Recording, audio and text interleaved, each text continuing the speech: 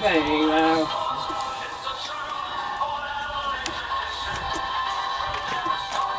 Somebody's phone going off? It's not anything loud.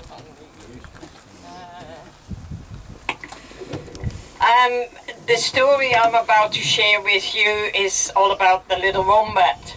So that's why I bring my friend around, and also a nice rock to show you how green the copper comes up in the rock. It all started in the mid-1850s when there was a retired sea captain by the name of Walter Watson Hughes, who had a lease over a large parcel of land here, 104 square miles to be exact.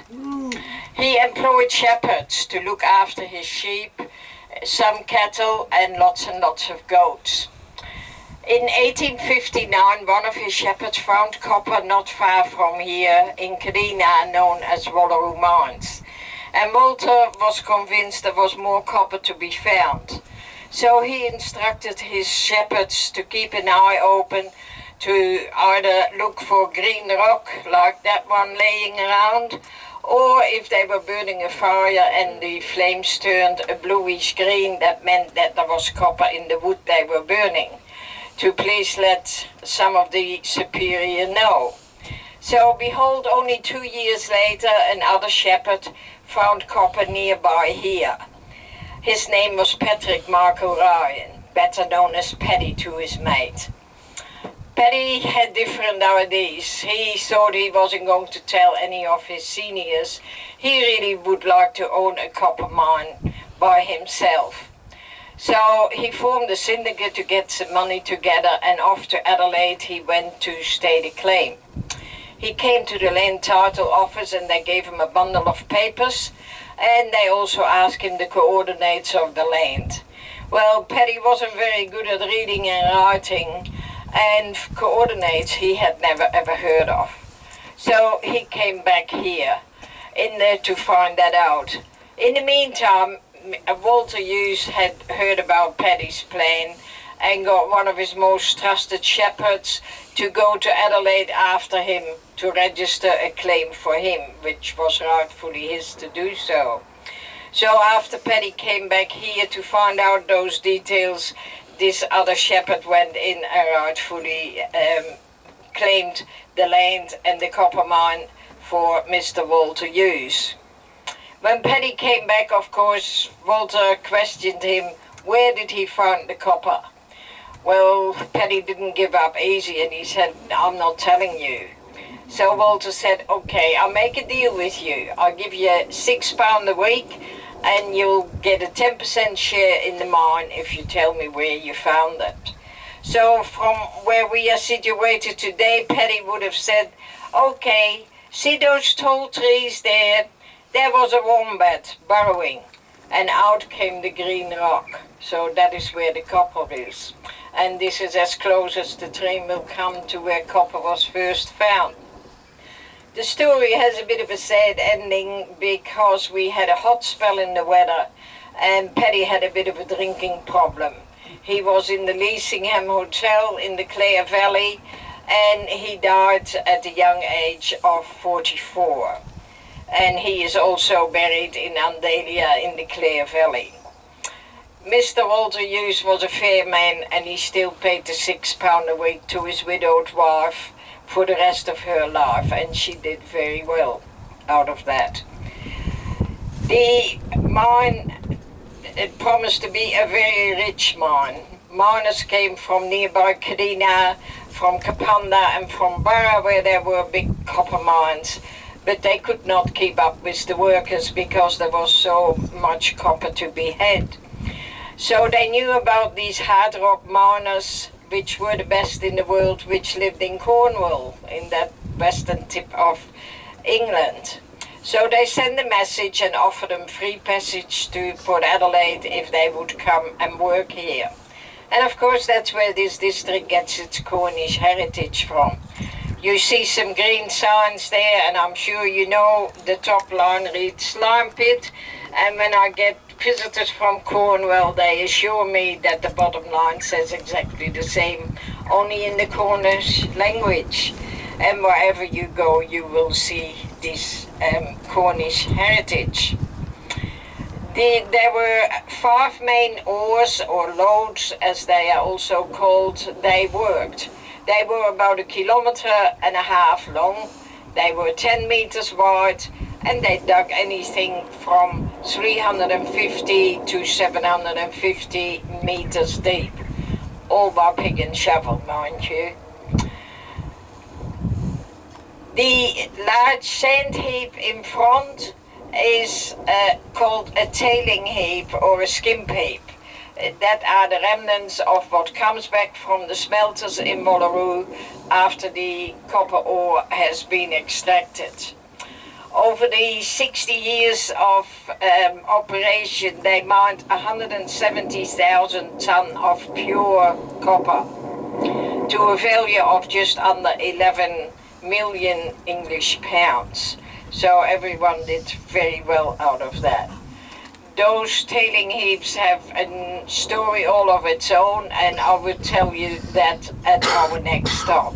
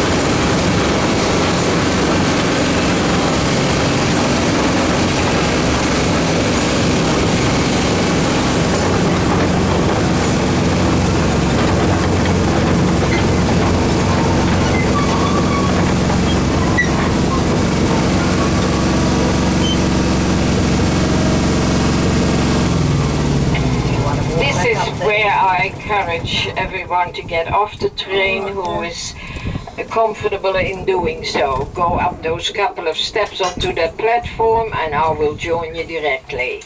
Yep, I'll go. Hi.